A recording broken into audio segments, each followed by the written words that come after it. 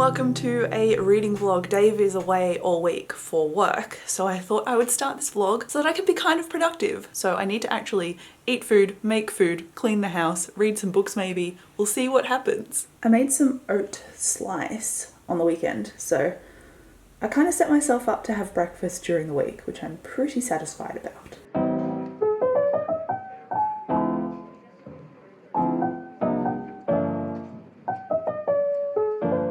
We have also got a bajillion tomatoes because we planted them outside. So I think at some point today I'm gonna need to cook some of them.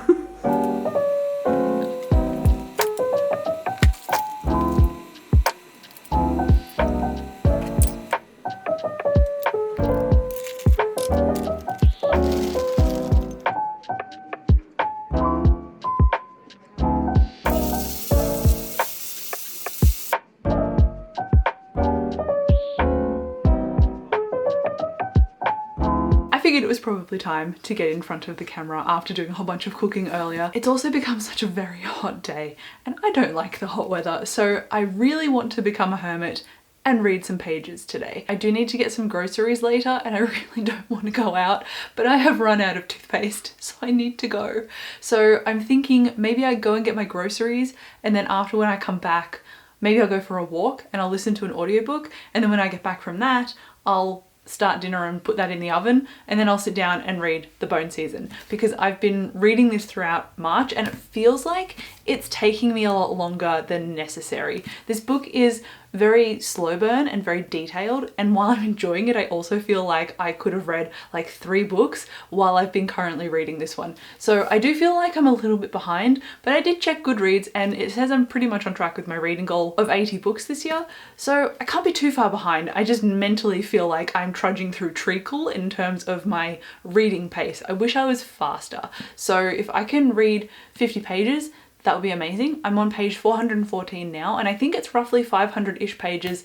I don't exactly know if it's like 550 or less, so I'm kind of roughly 100 pages from the end. So if I can get 50 out of the way tonight, that would be fantastic. As for the rest of the books that I wanted to read in March, I have kind of neglected them and they've just been sitting up behind me on my shelf, and I feel bad about it, but also I feel like I've had almost little to no reading inspiration. Like, I haven't felt driven to pick anything up for a while, and I think it is partly this. It's just annoying to not feel motivated. So maybe I need to let my reading slump of sorts run its course, or I need to push through and finish this so that I can feel accomplished, and hopefully that will drive me starting something else. The good news is I made the tomatoes, I put them into a pasta. I've now got several lunches for the rest of the week. Plus, obviously I've eaten dinner. The bad news is I forgot I had to put the bin out, and now I'm in my comfy clothes. I don't want to put the bin out, but I've got to put the bin out. Oh, I did get toothpaste, so be proud of me. Who has 2 thumbs and survived work today? Conveniently, I also finished an audiobook today. I only had a little bit of it left anyway, and it's a reread with Silver Under Nightfall, because I am not okay. Court of Wanderers is coming out on the 2nd of April. I'm just not emotionally prepared, so I had to get my reread done and feel all the feelings before that release came, so I'm happy I got this out of the way in March. I think I said in my to be read video for March that this wasn't a priority, but clearly I needed a reread. I'm also rereading, you know, The Bone Season, which I talked about earlier, and I read like 25 pages the other night. I just got caught scrolling Instagram, which, you know, sometimes is fine, but other times it's definitely a rut, and I think I got into a rut last night, but Dave's away and I'm sad, okay? So that's why. Tonight I've got my workout class as well, so at least that is a good distraction. I'm hoping to get some, I want to say reading done tonight, maybe, we'll see, but I do get home a little bit late. Obviously on this reread, I gave it 5 stars because it's one of my favorites ever.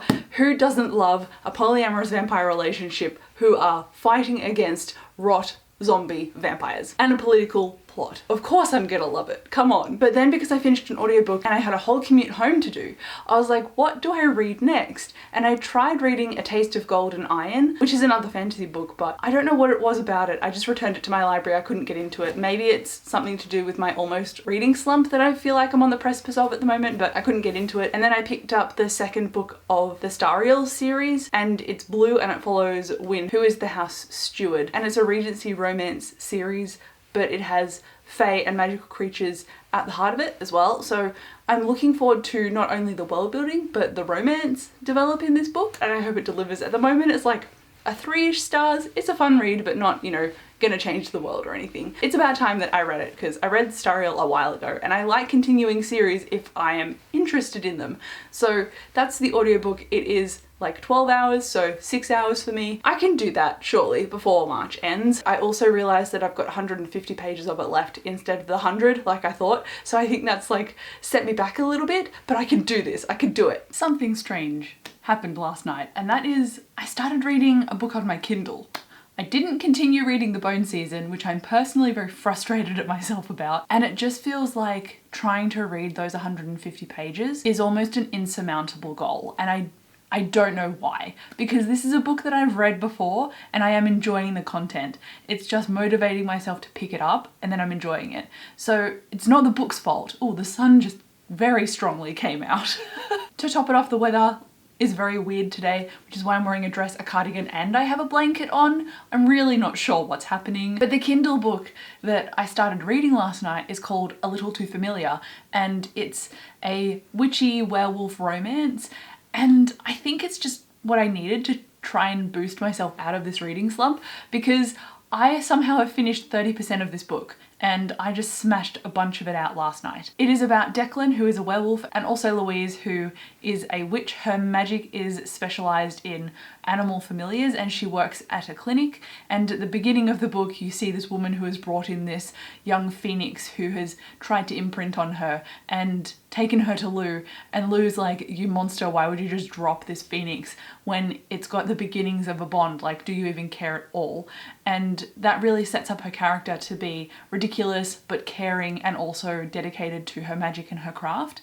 Then Declan the werewolf is kind of trying to shed some of his past and move past a relationship and like find himself again. And he moves in with his friend. His friend said Van, Lou, and a few other people were his roommates in this massive house, but he failed to mention, at least specifically, that Van is Vanessa and Lou is Louise, our main character. And Declan thought he was moving in with just a bunch of guys, almost like in a frat house kind of scenario. And so he's very flawed when he comes across Lou for the first time and he notices her animal familiar magic, and it almost sets him off like a trigger because he's had negative experiences in the past. He's definitely got a lot of trauma, and we're starting to see him work through that, which is pretty cool to read, honestly. But the writing is a little bit goofy. It's, you know, over descriptive in the character's humor, and sometimes honestly it just takes me out of the book. But I picked this up because I knew that it would be readable. I knew it would be a boost to my reading interest. It would be something that's kind of romancy but almost fantasy as well, with the inclusion of magic and werewolves and magical creatures. So it's like on the cusp of fantasy, whereas The Bone Season is like really dark, really grim fantasy. So I think this fluffier book is really helping me. That said, I am going to try and read more of The Bone Season because honestly, I'm just tired. And I think if I actually try to motivate myself, I might find success. I think actually part of the reason too that I'm struggling to read this is also due to the fact that I'm stopping to take a lot of notes intermittently so I can remember a lot of this content. I was doing a very similar thing with Silver Under Nightfall that I just recently finished the audiobook for. And I think because both of my currently reading books meant that I had to pay that extra little bit of attention, it's kind of burned me out simultaneously. So the fact that I have to keep carrying on with this and continue taking notes is what is stopping me from getting to the very end. But no longer, I need to read more pages now. So something wild just happened and now I feel really stupid. Like, why didn't I check this? But basically I just finished The Bone Season and I honestly wasn't reading for very long.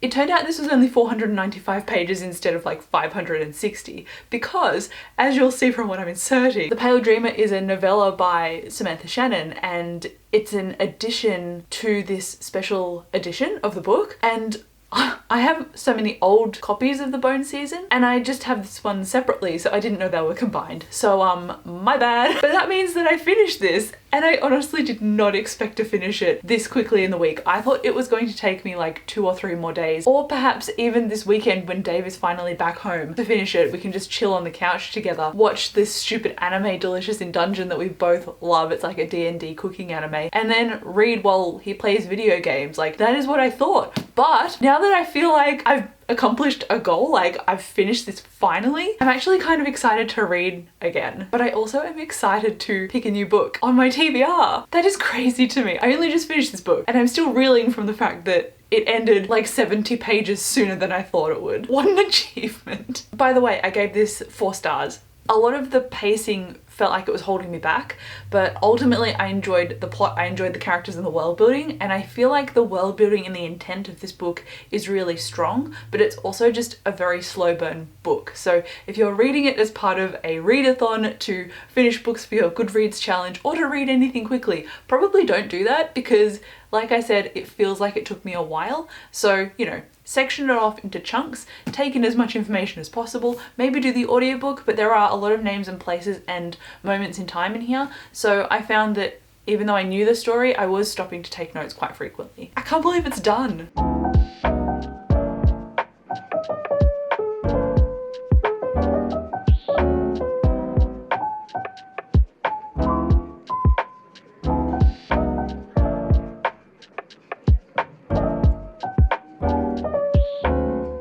Hello again. I figured I should finally update you because I am going to now conclude this reading vlog. Dave is back home, so we can just relax now, which is lovely. But in terms of my reading, it has been very chaotic and I feel like I've just settled on some decisions. Very early on in this vlog, I mentioned that I was reading the audiobook for A Prince of Secrets, and because my brain doesn't really gel with Faye and the first book was following Heta and she's a human, I found the first book a lot more palpable to me, whereas the second book I'm just kind of getting bored. There's nothing necessarily boring about it that I can point to. I guess just the tone of it and what Win is doing. I'm like, I'm not interested in this, and I felt my interest waning and I've decided to put it down. So I put it down at 17%, and then I ended up picking up a different audiobook, and that one was called The Gentleman's Book of Vices, and I got 14% through this one before I also decided to put it down. My reading taste has just exploded and gone, I don't like this, and it's done like a proverbial tantrum. The Gentleman's Book of Vices followed Charlie Price, and it's a period romance, so it's obviously set, you know, in like the 1800s, and this guy is just about to get married, but he really values his vices of a fine wine and a fine man, and he's tracking down this author, this smart author that he loves, so that he can get a signature on this book before he goes into married life and starts living basically under the radar and not indulging in his true self. And this author, Miles Montague, he writes under a pen name. His identity is secret, and from his smut romance writing he earns the royalties that keep his bookshop afloat.